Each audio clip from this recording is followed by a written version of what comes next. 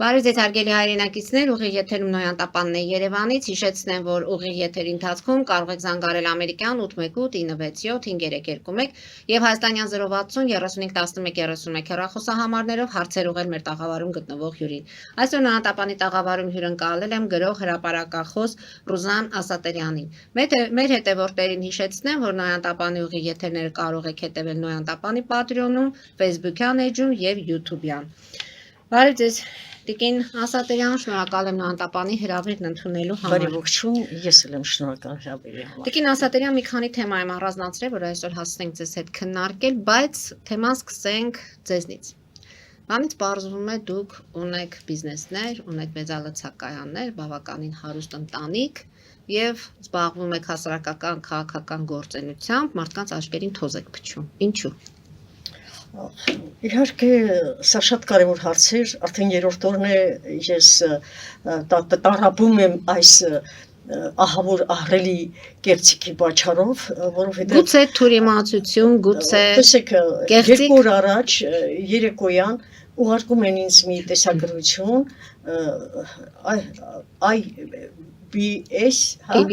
ABC մեդիայի ուրեմն թողարկած եւ գնում այնտեղ խոսակցություն Վաղարշապատի նախկին քաղաքապետարանի Դիանա Գրիգորյանի սկեսուրն եք դուք։ Դիանա Գրիգորյանի, որին հետ ես այսպես ոչ մի հարաբերություն չեմ ունեցել, չեմ էլ ճանաչում մոտիկից, պարզապես գիտեմ, որ աղջիկը նշանակված եւ նույնիսկ զարմացա, ասեցի, այդ հսկայական տարածքը, սա ինչպես կարող ես իր վտիտ փխրուն էությամբ կառավարել։ Ինչևէ Ուրեմն այնտեղ նշված էր, որ Դիանա Գրիգորյանը թաղված է կոռուպցիոն խնդիրների մեջ, որ նրա սկեսուրը, ուրեմն սկեսուրը Ռուզան Ասատերյանը, այսինքն ես, իր սկեսուրն եմ։ Ես տղա չունեմ, ես ասեմ, որ իմ սիրելի ընթերցողները իմանան, ես ունեմ երկու դուստր, որ նրա սկեսուրը Դիանայի միջոցով, ուրեմն կոռուպցիոն հարաբերությունների մեջ է մտել, գնել է հողատարածքներ եւ զբաղվել շինարարությամբ, որտեղ էլ գտնվում է նրա հիմնադրած Նարէ Պլյուս ՍՊՀ։ Այ քեզ բան։ Եվ նրա ամուսինը Աշոտ Միրզոյանը զբաղվում է Վաղարշապատի տարածքի Էջմիածնի բենզալցակայաններով։ Այ քեզ բան, պարզվում է, ես բավականին հարուստ եմ, որ ես ուրեմն տղա, չգիտեմ, այս ինչ զարմանալի բան է։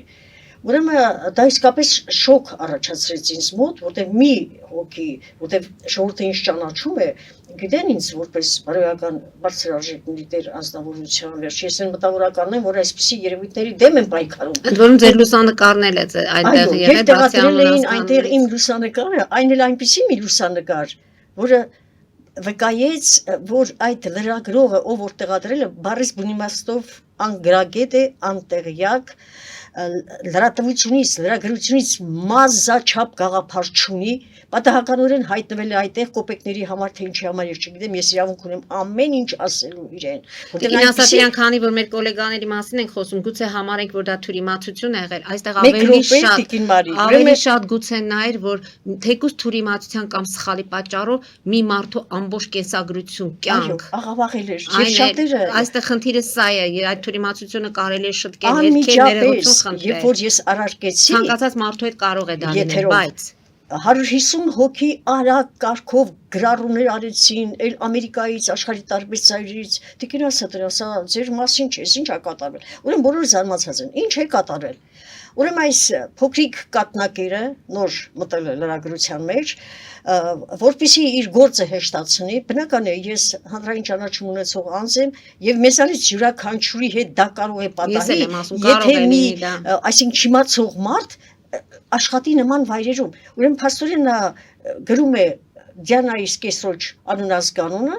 Ռուզան Ասատերյան, պարզում է նայել է Ռուզան Ասատերյան, ես իհարկե, երբ որ ինքը ներողություն խնդրեց եւ հերքումը ուղարկեցին, անմիջապես հերքումը ուղարկեցին 2 ժամ, 3 ժամ հետո, այլապես ես արդեն դիմել էի փաստաբանի եւ ուզում էի անպայման դատարան տալ եւ շատ բարձր գիր դնել իմ արժանապատվությանը կպտելով համար։ Ուրեմն իրենց ներողությունները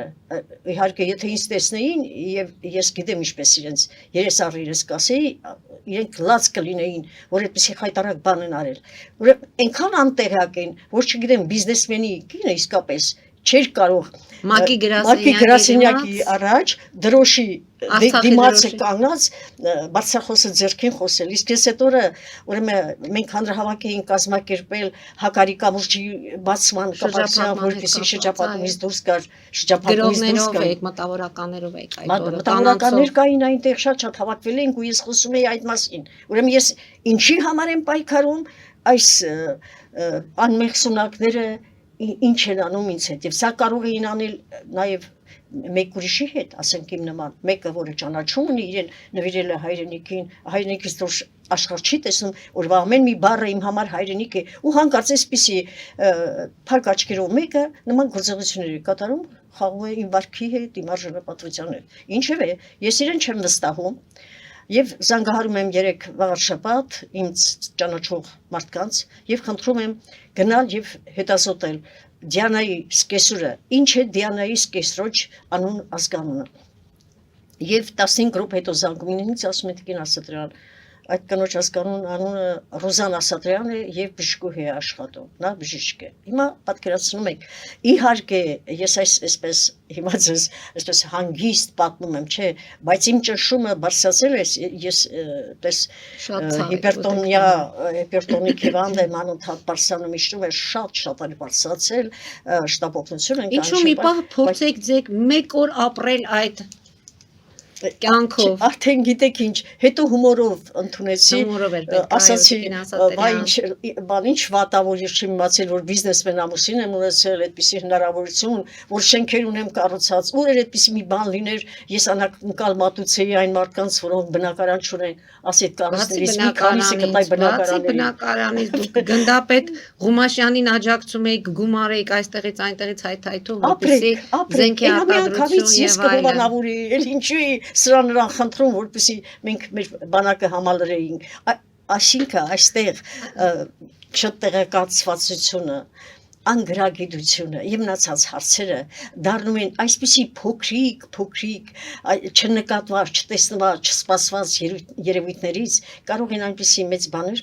եւ նույնիսկ դժբախտություն առաջանալ։ Մարդը կարող է տեսել, եթե ճնշումս այդպես էր եւ կողքից էլ մարդ չլիներ, գուցե ինձ հետ դժվար կատարվեր, որտեղ դա անակնկալ էր։ Ես կյանքումս առաջին անգամ այդպիսի թունավոր բան են գրում իմ մասին, որին ընդհանրապես կապ չունեմ։ Ես ինչ կապ ունեմ։ Այդ Դիանան իր համար ապրել է իր տունը, իր ընտանիքը, եւ վերջապես նրա ամուսինը։ Ես ասում եմ, իմ ամուսինը 25 տարի առաջ է մահացել։ Բացահայտված, բայց հանցագործությունների, հանցագործ ընտանիք կամ չգիտես։ Հիմա տեսեք խնդիրը ինչու է։ Այստեղ բացի այդ աղջկա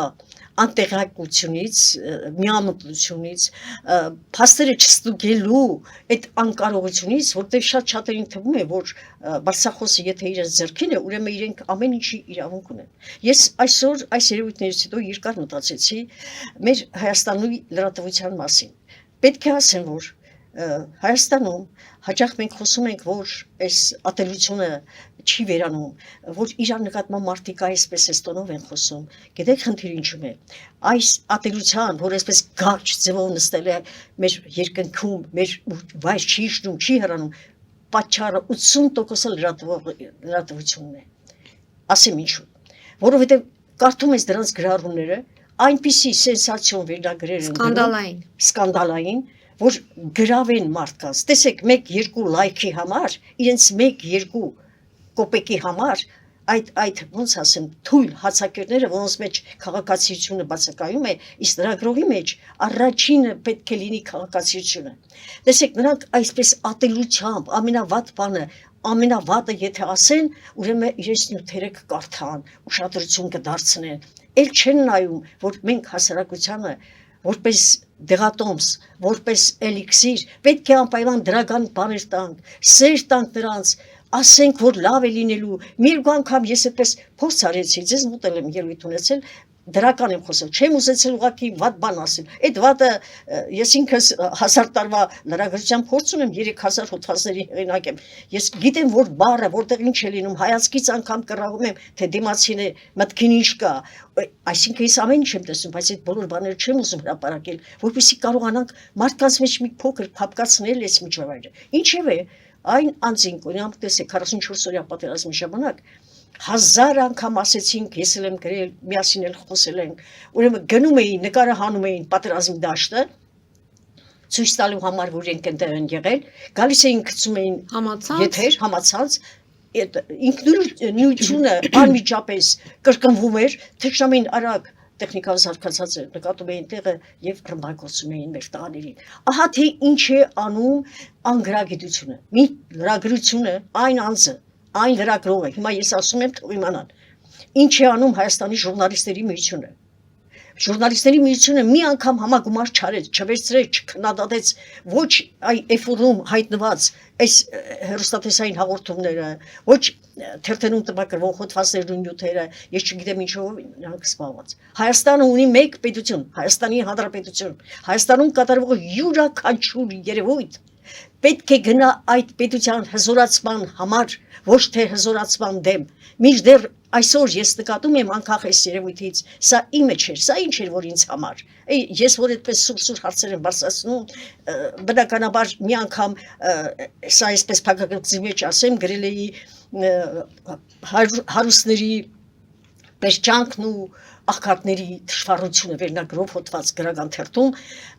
առավոտյան Լևոն Անանյանը զանգեց ինձ, լույս իջնի իր հիշատակին, ասեց Ռուզաննա Սատրյան, քեզ խարակիրի ենթարկեն, որ դու մի քիչ զգուշ լինես, ես ինչ ես արել, ուրեմն միշտ այդպես եմ արել, քննադատել եմ ամենասուր ձևով, բայց ճշմարտությունը, գնացել եմ բազում հետքերով մինչև վերջին ուսումնասիրել նոր տվել եմ, բա դու նկար ես գցում, դու չես ասում, մի հատ ես նկարը տեսնեմ, նկարի թիկունքում ով է կանգնած, այ աղջիկ, դու կարող էիր ինձ հետ այդ նժարի կողքին կանգնել եւ ասել հա ես, գիտեք, այսպես է 10 անգամ էլ ներողություն խնդրեն, ես չեմ մոռանա եւ չեմ ներում այդպիսի կատնակերներին, որոնք կարող են հասարակական կարծիք իբրև թե իրենց ասելով ձևավորել, չի կարելի, բոլոր լրագրողներին եմ դիմում։ Այո, շատ լավ անհատականություններ կան լրագրողների մեջ, այ կոնկրետ ասենք ձեր մոտ ես չեմ ուզում, ինչպես դուք իմ արխիվում նստած եք, մշտապես ես ձեզ մոտ եմ գալիս, որտեղ հարգանք ունեմ ձեր նկատմամբ, որովհետև տեսեք ուրիշ տեղեր այդպես ես չեմ սիրում գնալ, որովհետև կան բաներ, ես հոգով եմ զգում դիմացինը, զգում է հայրենիքը, եւ այն հարցերը որ տալիս է արհեստականորեն է անում, թե հոգու ցավ ունի իր մեջ։ Այդպես է, օրինակ դուք Գանի Առաքելյանը տնօրենը Հարությունյանը, մյուսները այստեղ ձեր մոտ։ Ես ասեմ օրինակ Նարեկ Կիրակոսյանը, այո ես հավանում եմ նրան։ Որքան էլ ուրիշները ասեն թե որ ինքը շատ էսպես բան շատ սուր միտք ունի, այո շատ սուր միտք ունի եւ դիպուկ քայլում է մինչև վերջ, գնում է մինչև վերջ, լրագրողը այդպես պետք է լինի, ոչ թե իր եսի համար է ներկայացնում։ Ընդ որում տիկին Ասատրյան, լրագրողներն են արդեն թիրախավորվել, այնպես չի որ գուցե իրավիճակն է, գուցե լրագրողները փորձում են բացահայտել այն ինչի մասին ուրիշները չեն խոսում, մի խոսքով։ Ես չեմ ուզում ասել կոնկրետ որտեղ, բայց ինձ հետ դեպք է պատահել Արմավիրի մարզի հետ կապված, երբ տեսանք որ պատառոտված դրոշներ են ճանապարհի եզրին, այնտեղ պաշտոնյաներից մեկը կար, որին ես եւ Սպուտնիկ Արմենիայի լրագրողներից մեկն էր, տեսանք եւ հարցեցինք ինչու է վիճակը այդպես եւ հակառակ լրիվ ռեակցիա եղավ, դուք լրագրողները ծրում եք, ընդհանրապես հաճելի չէր, որ պատառոտված դրոշներն էին։ Շուրթը նյարդացած վիճակում է, սա է խնդիրը, նյարդացած, դրա համար եմ ասում, պետք է աշխատել։ Այսօր բոլորն էլ իրենց աշխատանքները բավականին շատ դժվար են անում, դժվար իրավիճակ է, ծանր իրավիճակ է, պատասխանատվությունը բավականին մեծ է եւ մի փոքրիկ թյուրիմացությունը կարող է կյանքեր, ճակատագրեր, այնպես որ պետք է բոլորս զգոն լինենք։ Բոլորս, ամեն մեկս յուրովի մեր մեջ պետք է աշխատենք կանխել այս վնասը։ Հայաստանի մթնոլորտից պետք է հեռացնել այս չարախոսությունները, իրար նկատմամբ այս ատելությունը։ Գիտեք ինչ, ես միշտ հայ ժողովրդի միասնության կոչ եմ անում։ Բայց տեսեք, եթե քանի հազար անգամ եմ ասել, եթե այսքան կուսակցություններ է ստեղծվել եւ ամեն մեկը յուրովի ունի իր ծրագիրը, Հայաստանը երբեք չի կարող։ Հայաստանի ծրագիրը որը պետք է լինի, մեկը բոլորի համար եւ այդ ծրագիրը որն է, հզորանալ, պաշտպանել մեզ, հզորանալ, իրենք գիտակցեն, որ Հայաստանը սա մեր տունն է, մեր օջախն է եւ ամեն գնով պետք է պաշտպանենք։ Մենք ուրիշ տեղ չունենք էլ գնալու։ Բավական է։ Մեր ինքնաճանաչումը, աշխարհաքաղաքական չգիտությունը հայերիս, այս բոլորը տանում են նրան, որ մենք անընդհատ տանուլ ենք տալիս, անընդհատ տարածքային կորուստներ ենք տալիս, անընդհատ վնասներ ենք կրում։ Հիմա այս մի կարճ ժամանակամիջոցում այս արհեստական խաղաղությունը, որ այսօր տիրում է, թեկուս արհեստական լինի, թեկուս մենք այս խաղաղությունից պետք է օգտվենք եւ հզորացնենք մեր երկիրը, հզորացնենք, բերենք բալանսի այն պետությանը, որը անդադ մեզ սպառնում է։ Մեր ամբողջ նպատակը պետք է լինի դա, որ մենք կարողանանք մեզ զորացնել, ոչ թե իրար ետևից ընկնենք, սրան բան ասեն, նրան գցեն, ինչ է պատահել։ Իշխանություն, գիտեք թե իշխանությունը այդքան հերթ է, ովքեր որ իշխանության մեջ չեն եղել, նրանց թվում է թե այդ իշխանությունը երազանք է։ Հայաստանում էլ բան չի մնացել, որ թալանեն քամեն երկրի արյունը, երկրի ազգային հարստությունը վերացնեն, չկա այդ բաները, բոլորը արդեն օֆշորներով, տարբեր տեղերով բաժանված են իրար մեջ։ Հայաստանը պետք է ապրի, Հայաստանը ասում ենք, բայց չենք տիրապետում ու չենք հասկանում։ Այսօր առավոտյան այստեղ գալուց առաջ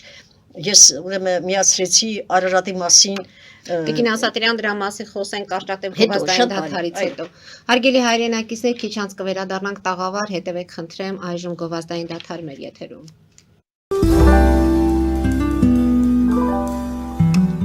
Ֆելիչե ժամանակակից ատամնաբուժական կլինիկա։ Այստեղ հարմարավետությունն ու խնամքն առաջնային են։ Այստեղ կիրառվում են ատամնաբուժական ամենաժամանակակից տեխնոլոգիաներ, ճշգրիտ ախտորոշում, արդյունավետ բուժում, նուրբ փորձառություն եւ անհատական մոտեցում։ Սկսած սովորական մանրուքներից մինչև առաջադեմ ընթացակարգեր, այստեղ դուք գտնվում եք բարձր որակավորում ունեցող եւ փորձառու ատամնաբուժական մասնագետների ձեռքերում։ Մեր բարեկամական եւ հյուրընկալ անձնակազմն այստեղ է յուրաքանչյուր այցը հաճելի դարձնելու համար։ Ֆելիչե, ձեր առողջ եւ ամենաերջանիկ շպիտը սկսվում է այստեղից։ Եկեք եւ բացահայտեք նորարարության փորձագիտության եւ կարեկցանքի կատարյալ համադրությունը։ Վաճառվում է գերմանական հնաոճ դաշնամուր 1892 թվականի արտադրության ֆոն Մուրբախ, գտնվում է գերազանց վիճակում, կինը 15000 ԱՄՆ դոլար, հեռախոսահամար 094 115 310։ Երևան շիփինգ, սենսացիա ստեղ, հա։ Այո, ճիշտ եք եկել։ Սանդրոցներ Երևան ուղարկելը $2.99 օթանավով։ Այո, Իսկ եթե դոլար ուղարկես, դոլար ստանան։ այո, Իսկ որ տանեն տուն հասցնեն, էլի մի տոկոս, հա։ 2%։ Հրասա ծրի է, էլի։ Ժողովուրդ սենսացիա, ծրի է։ Նորթ Հոլիվուդ Գլենդել։ Ջաքփաթ հագուստի խանութը երկրորդ մասնաճյուղն է բացել Գլենդելի սրտում, որտեղ կարող եք ձեռք բերել եվրոպական եւ ամերիկյան ընտիր հագուստեղեն, կոշկեղեն, աքսեսուարներ, պայուսակներ ամենահարմար արժեքներով։ Նաև կարող եք ցանկացած ապրանք պատվիրել եւ ձեռք բերել կարճ ժամանակում։ Ջաքփաթի Գլենդելի հասցեն է 1135 North Pacific Avenue, հեռախոս 818 813 2252։ Ջաքփաթ հագուստի լավագույն կենտրոնը Գլենդելում։ 60-ից ավելի ճանաչված եվրոպական բրենդների ինքնատիպ, չկրկնվող եւ մատչելի ընտրանին Fortuna Home and Country House խանութ սրահում։ Նորավոճ սպասք եւ կահույք հորեկա բնագավառի համար, տեքստիլ տնտեսական ապրանքներ, ամեն ինչ գեղեցիկ կյանքի համար։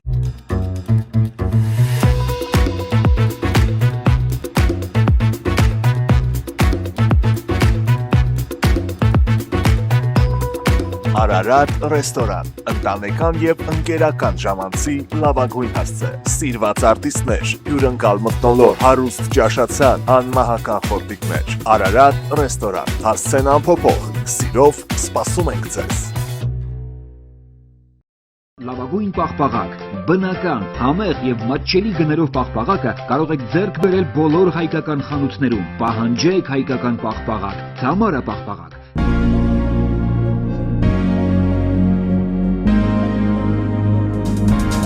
Տպագրեք ձեր գիրքը Նոյան տապան տպագրատանը, ինչպես նաև թերթեր, ամսագրեր, բուկլետներ եւ այլն։ Հասցեն քաղաք Երևան, Իսահակյան 28 առաջին հարկ։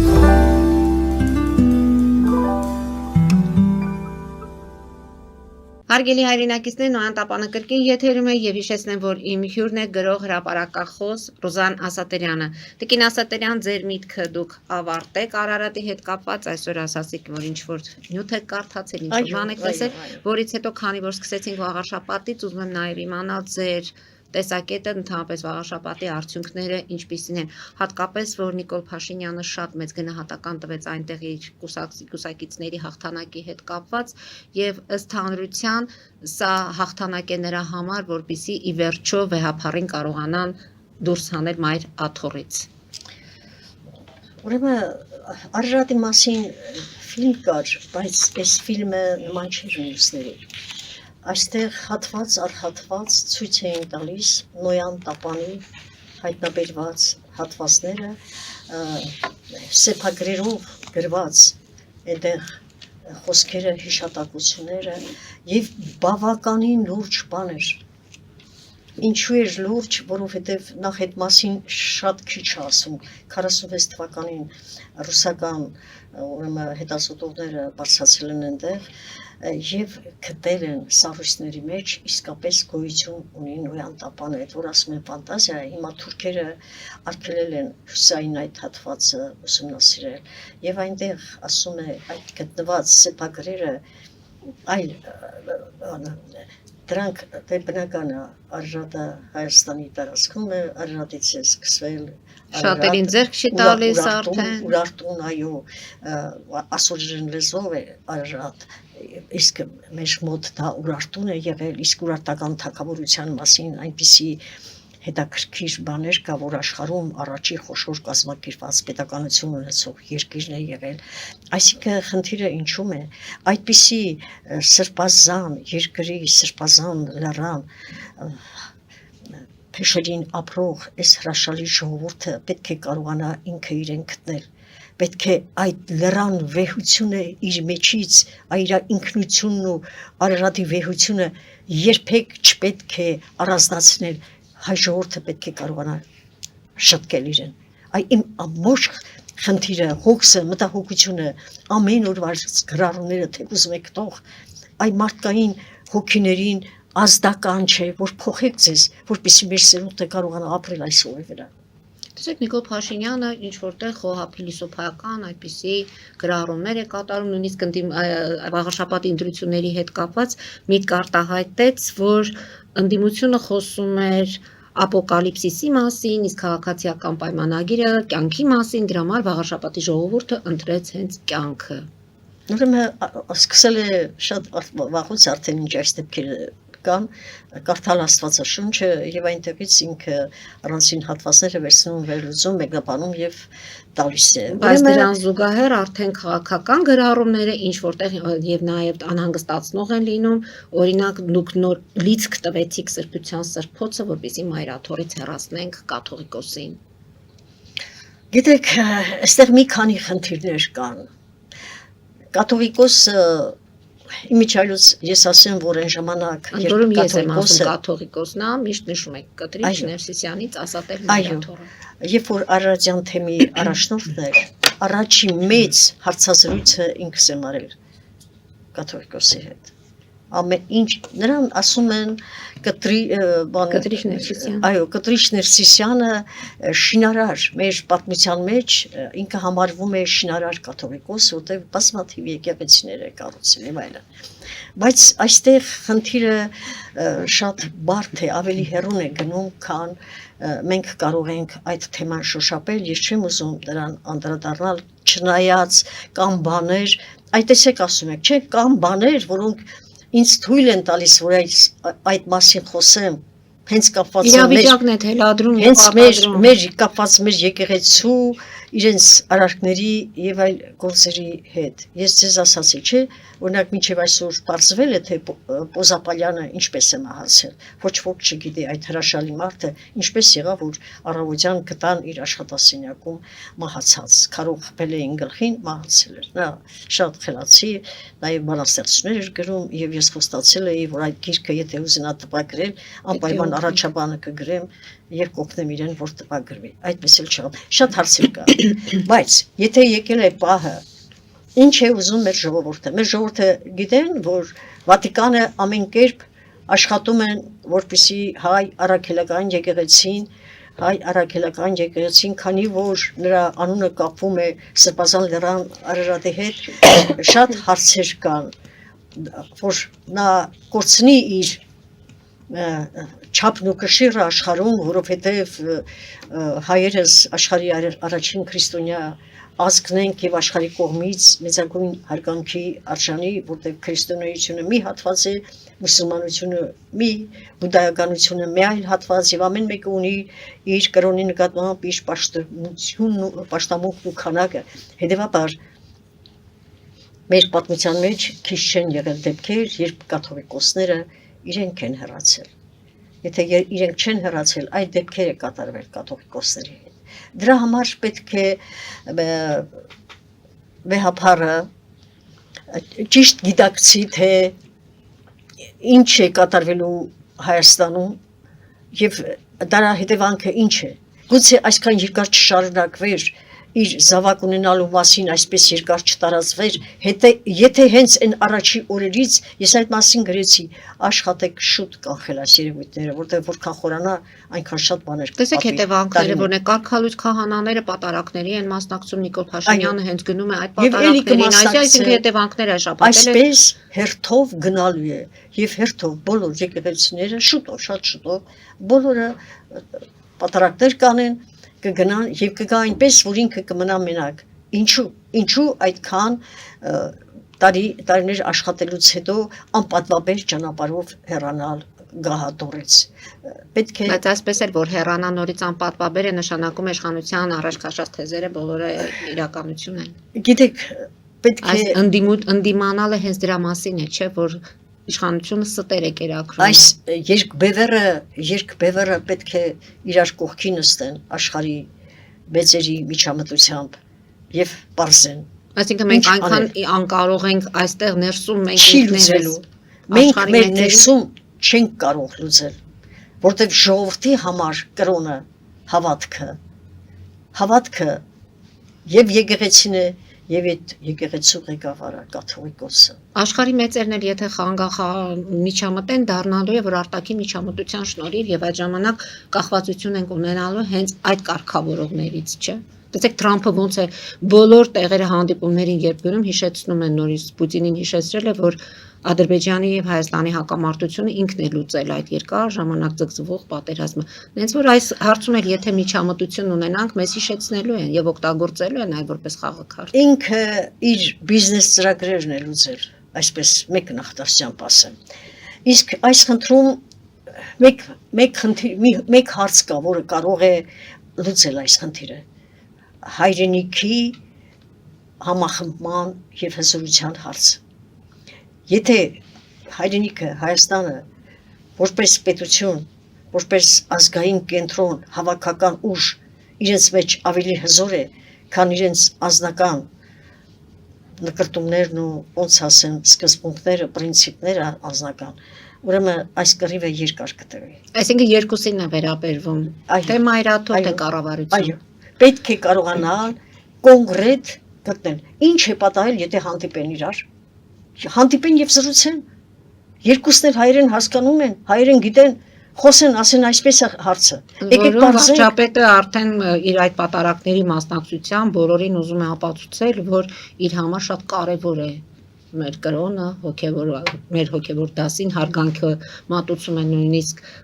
կարգալույց եղած քահանային մի խոսքով անդադ ուզում է ցույց տալ, որ Գիտեք Տիկին Մարի, այստեղ մի ճշմարտություն կա այս հարցում։ Տեսեք, ես չեմ ուզում դարձյալ, չեմ ուզում վատ խոսել, չեմ, որտեղ ժողովուրդը ինձ սպասում թե ես ինչ պիտի ասեմ։ Իմ ասելիքը այլ բան է։ Իմ ասելիքը իմ ներսում է, ես այդպես չեմ կարող բացահայտ ասել։ Եթե ասեցի, էլի նույն այդ մթնոլորտի մեջ էլի կգնա իրար հանդեպ ատելությունը կգնա, սիրելի ժողովուրդ, ես դրա համար ինչպես ասում եք շատ դժվարությամբ եմ բառերը հանում իմ միջից, որովհետև շատ լավ գիտեմ թե ինչ է կատարվում։ սա թակելու դեպքում այո։ Բայց երբ որ հանդիպեն միմյանց հետ, իսկապես իրար հետ, երկուսն էլ համարձակ են այդ հարցերում։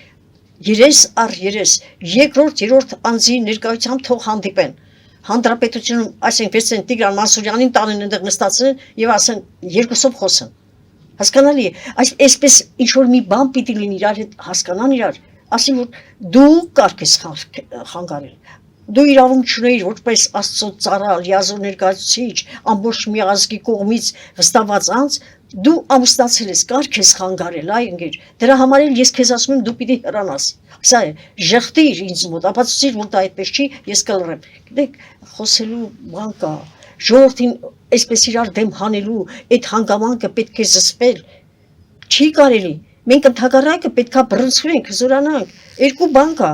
հզորացնել հայոց բանակը, բերել բալանսի Ադրբեջանի հետ, հզորացնել, կարողանալ Ալիևին մերժել, Ալիևի նկատմամբ այդ չարությունն ու բանը չկա, ինչ ասենք, փո ասկի զավակների նկատմամբ, ոմանց նկատմամբ իհարկե իրանց այդքան լավ չեն պահում։ Լավ, կաթողիկոսը մեղավոր է, որ ինքը խախտել է օրենքը, եկեղեցու օրենքն է խախտել։ Ինքը պետք է ուրեմն իմանար ինչ անել։ Առաջին օրվանից, երբ որ ինքը գիտեր, չէ՞ որ դա այդպես է։ Ուրեմն գիտեր, ուրեմն ինքը պետք է, որպեսզի Հայաստանի Հանրապետությունը չխառնվեր, իրար երկու մասի չբաժանվեր, ոչ թե գնար իշխանությունը ստանար գար, դարձներ առիթ, որ ինքը համարվում է այլ տերության Գործակալ։ այո, գործակալ, այդպես պետք է լիներ, շատ արագ պետք է այդ գործը կանխեր եւ հանգիստ գնար հանդիպեր երկրի վարչապետին, ասեր, գիտեք ինչ իսկապես դա այսպես է եղել, բայց եկեք ես խնդրում եմ, այսպեսի հարց կա։ Հուսանք, որ կլինի Տիկին Ասատերյան, Ես խաղաղության, հուսանք։ հաշտության, երկրի կայունության կողմնակիցն եմ։ Այս իրավիճակը իմ բոլորովին դուրս չի գալիս։ Այդ դեպքից հետո ես որ գնում եմ եկեղեցի, ես մշտապես եմ գնում, ամեն 5 շաբթի օրերը հաճախում եմ եկեղեցի, դա ինձ համար օրենք է։ Ես գնում եմ, բայց մի տեսակ դրան մոտ հասնելուց տարօրինակ զգացողություն եմ ունենում, որ պարակտված է երկիրս, չի կարելի, երկրի ղեկավարն ու կաթողիկոսը, հոգևոր հայրը, իրար հետ ընդդիմանում են, պետք է վերջ տալիս բոլոր բաներին։ Վաղաշաբաթին ընտրությունների հետ կապված ինչ կասեք։ Գյումրի երկու չեղավ, ինչպես խոստացել է Ուրեմն քաղաքացիական ես մեկ պայմանագիրը։ նախադասություն եմ ուզում ասել, եղել է այդպիսի պահ այս անցած ժամանակաշրջաներում, երբ որ հաշվում ենք սկսած Լևոն Տեր-Պետրոսյանից մինչև Սերժ Սարգսյան, որ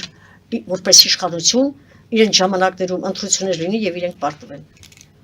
Իշխանությունը երբեք իր օրում չի պարտվելու։ Հիշեք ինչ եմ ասում։ Եթե իշխանություն է, ուրեմն նա ունի բոլոր լծակները իր իշխանությունը պահելու, կամ իշխանություն է կամ ոչ։ Սա է Դրա համար էլ խոսում են հիմա արդեն իրենց ռեսուրսների օգտագործման մասին, ավելի շատ վարչական ռեսուրսի օգտագործում է եղել, քան թե։ Ես այդքանը կասեմ, իշխանությունը, եթե նա իշխանություն չի, եթե պարտվեց։ Հասկանալի է։ Իշխանությունը միշտ ունի բոլոր այն լծակները, որոնք նրան կտանեն իր ցանկացած հաղթանակ։ Հետևենք ամեն դեպքում, որտեվ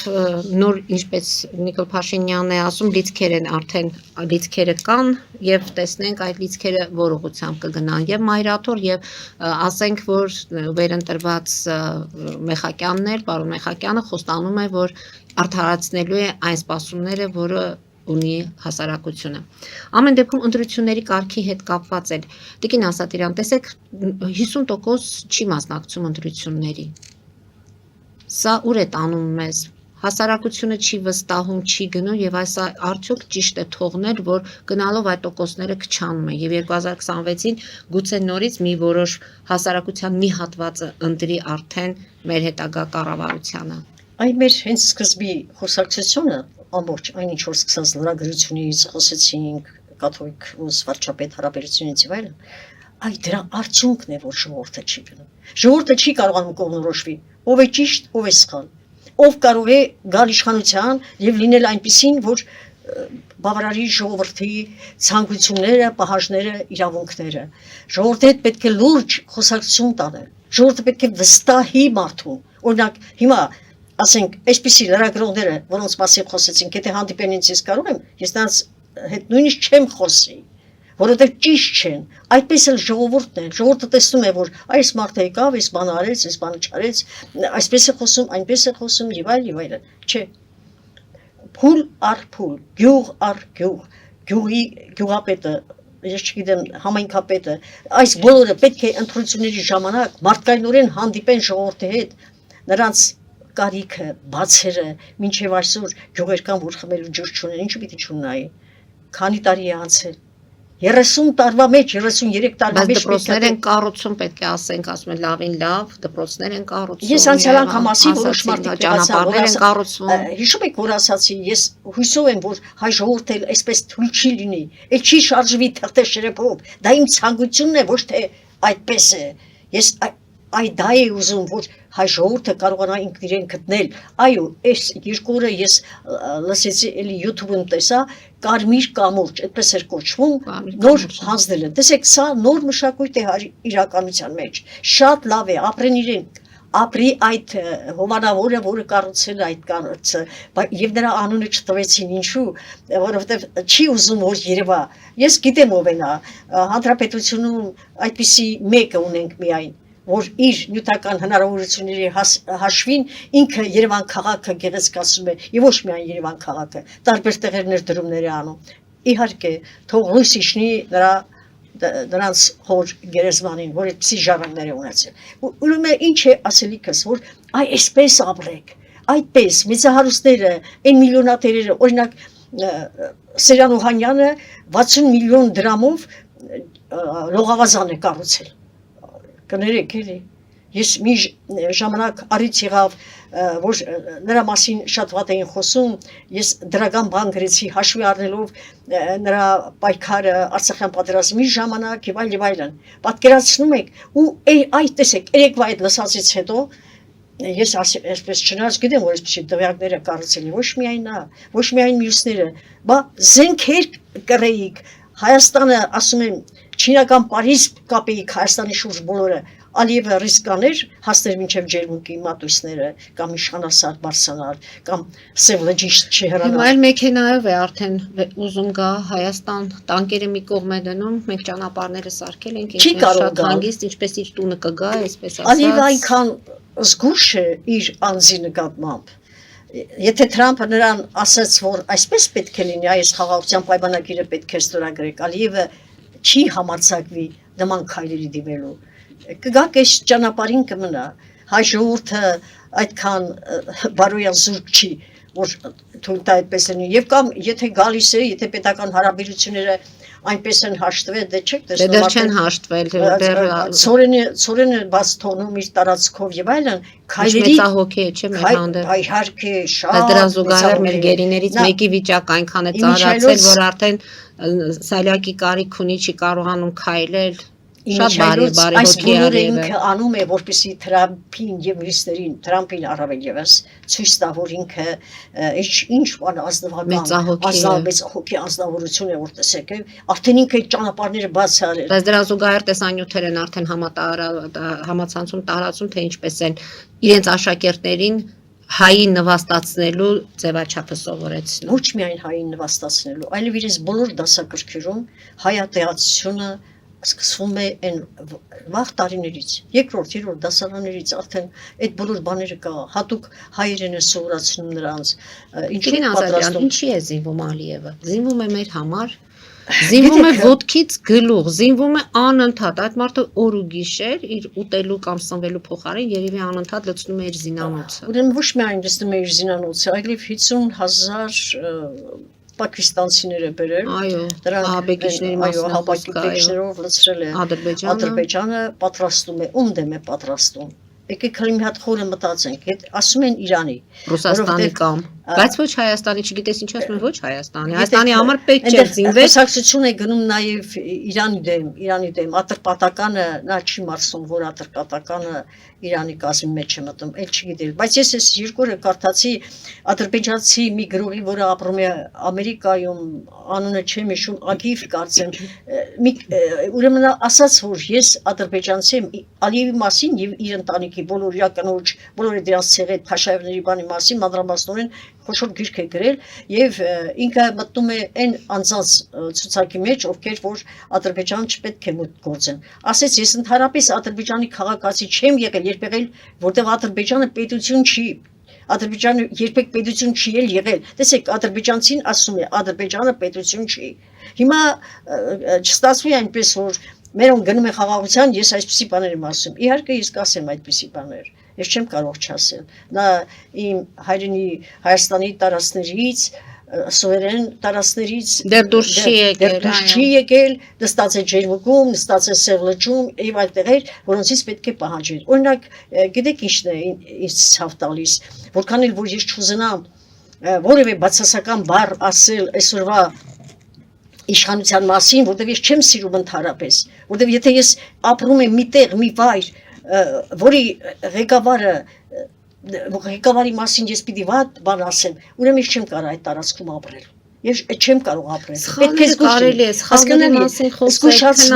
զգուշացնել, կոչ անել, ցույց տալ ճանապարհները։ Օրինակ հանրային խորհուրդը ինչ է անում։ Հանրային խորհուրդ ունեն, կարծեմ 40 հոգից բաղկացած։ Ովքեր են այդ հանրային խորհրդում եւ ինչ խորհուրդ են տալիս վարչապետին։ Օրինակ Ամերիկայից եկել էր բայց ասում են վարչապետը խորհուրդներ չի լսում, Թրամփի այդպես են ասում։ խորհրդականներ կարծեմ կին էր եկել էր այստեղ, հետո երևի գնաց Ադրբեջան։ Օրինակ կարելի էր, չէ, առաջ քաշել դրա մոտ, առաջ քաշել։ Քուչերի մասին է խոսքը, այո, պետքարտուղարության այցահեր։ Սև լճի,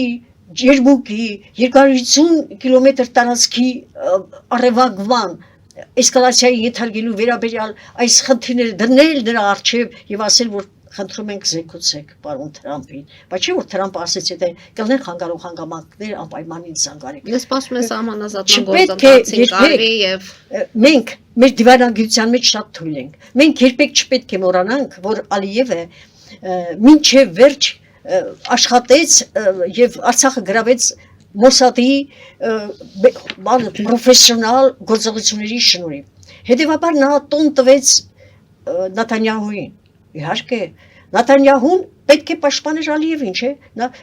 այս շնորհիվ Նեթանյահուի Թրամփը ասում է, որ ինչ ուզում եք արեք, ես պաշտպանելու եմ Նեթանյահուին։ Հետևաբար Թրամփը Նեթանյահուի խոսքից դուրս չէր գա։ Էրդողանն էլ հիմա չի կարողանում հախից գալ Նեթանյահուի։ Տեսեք, մեկը մյուսի դեմ խաղը սկսեց, նույն շրջանակն է։ Գիտեք, ճանաչելով Էրդողանի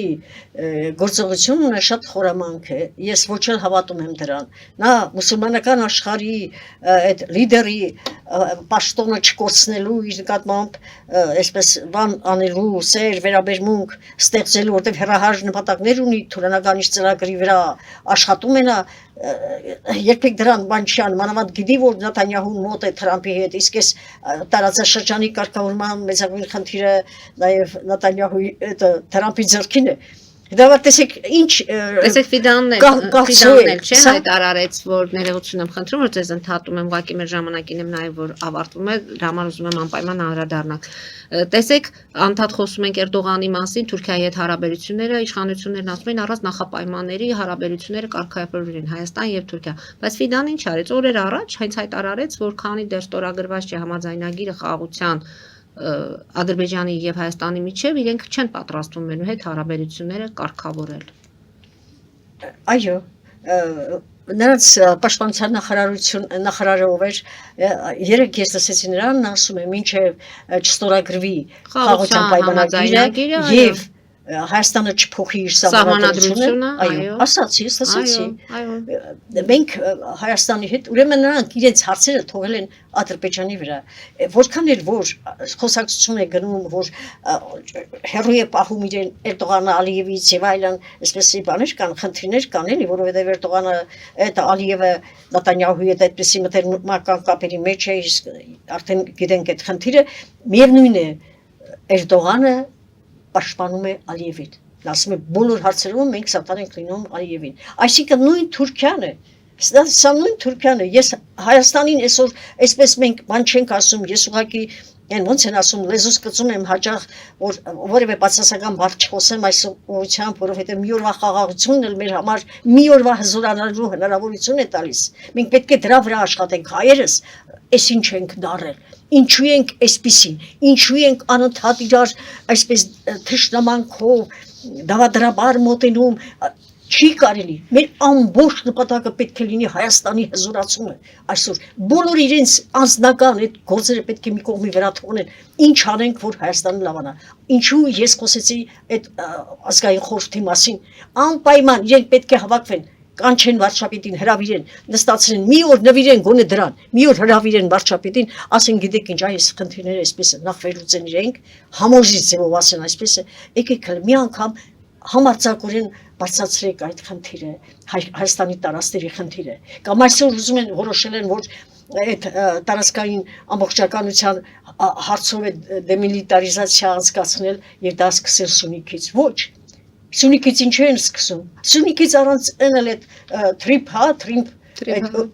ճանապարհը կառուցում են, 43 կիլոմետրը, Ամբողջ աշխարհի աչքը վրան է արդեն 60 կիլոմետր լայնությամբ։ Այդ 60 կիլոմետրը 43-ով հələ հաշվեք, դա այդ Հայաստանի կեսը Սյունիքը համարյա իրենց ձեռքին է անցնում։ Չի կարելի, պետք է երկ որոնել, խորհուրդ ստեղծել, որոշել մասնագետների միջոցով, եթե անենք այսքան տարածքը, այսքան կլինի, այսպես կլինի, արդյոք Հայաստանը տերը կամ ինչ է նշանակում 99 տարի, 100 տարի։ Ոչ,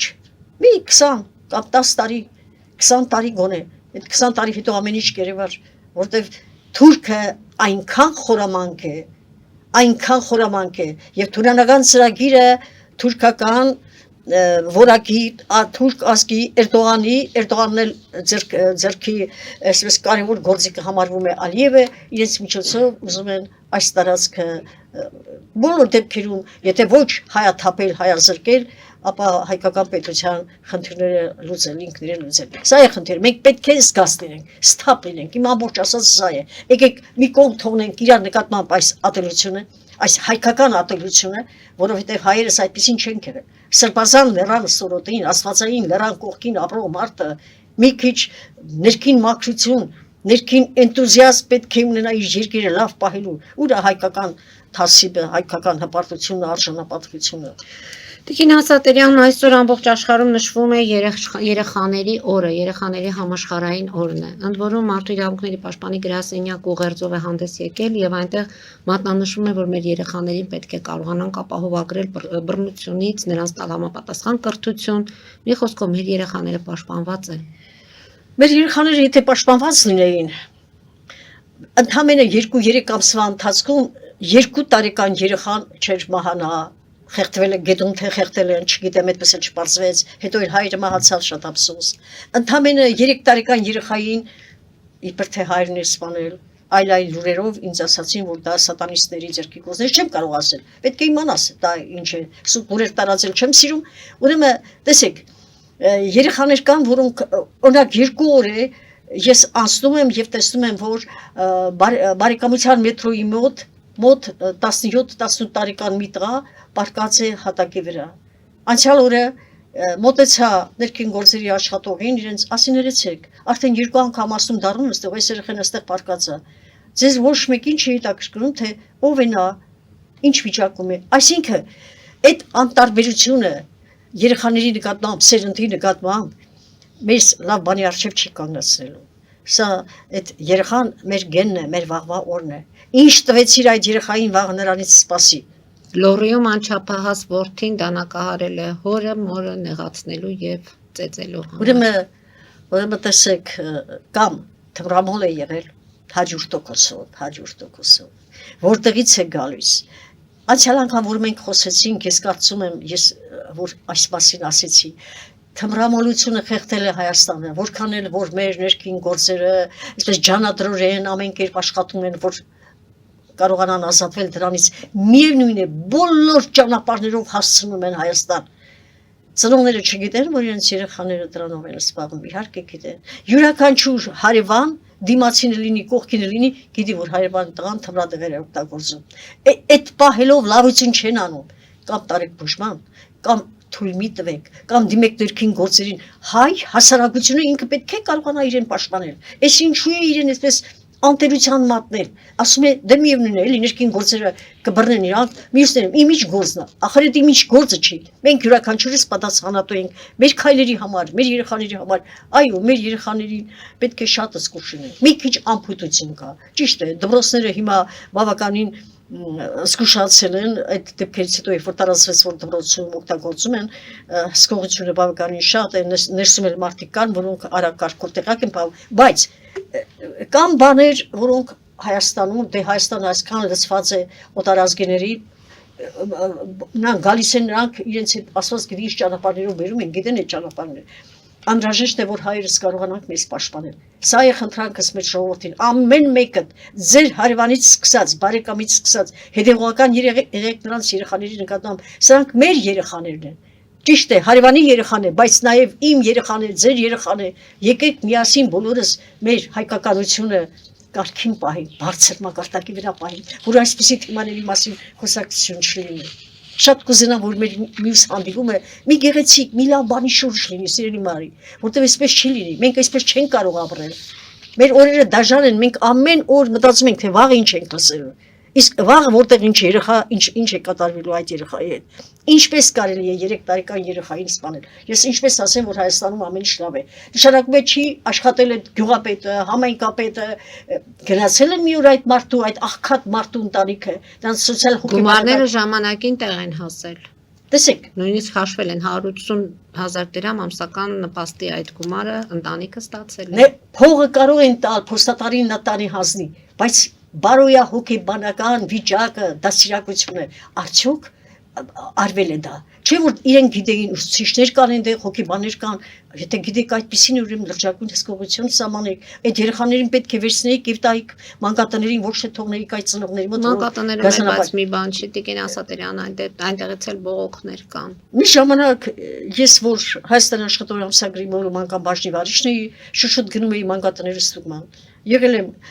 Կամոյի մանկատանը, տարբեր տեղեր, Նորքի երկրորդ զանգվածի, Զադիկ մանկատանն եմ եղել, ամեն տեղեր գնացել եմ ստուգման, նույնիսկ կազմակերպեցի մի քիչ ուտելիք բան տարանք Զադիկ մանկատան երեխաներին եւ խոր սրտի ցավ ապրեցի, բարձր դասարանցիները մոտեցան ինձ ասին Տիկին Ասատրյան, վաղը որ մենք դպրոցն ավարտենք, որտեղ ենք ապրելու։ Այսինքն Հիմա կարծես թե այդ խնդիրը լուծված է, բնակարանների Ես հարցը այդ եմ կարողանում են ասում, ապահովել։ ես դրանից հետո ինֆորմացված չեմ, չգիտեմ թե մանկատները արդյոք դերություն անում են, թե չեն անում երեխաներին, շատ լավ է որ անում են։ Սա արդեն միակ դրական բանը որ կգնա իմ միջով այսօր, այս հաղորդումից հետո, այդ դա էր, որ երեխաները մանկատան ապահովում են բնակարանով, նույնիսկ ամուսնանում են իրար հետ, այս սա շատ դրական։ Այսպես պետք է լինենք։ Իրար ձեռք մեկնելով մենք կարողանանք գլուխ բարձրացնել այս աղքատությունից, այս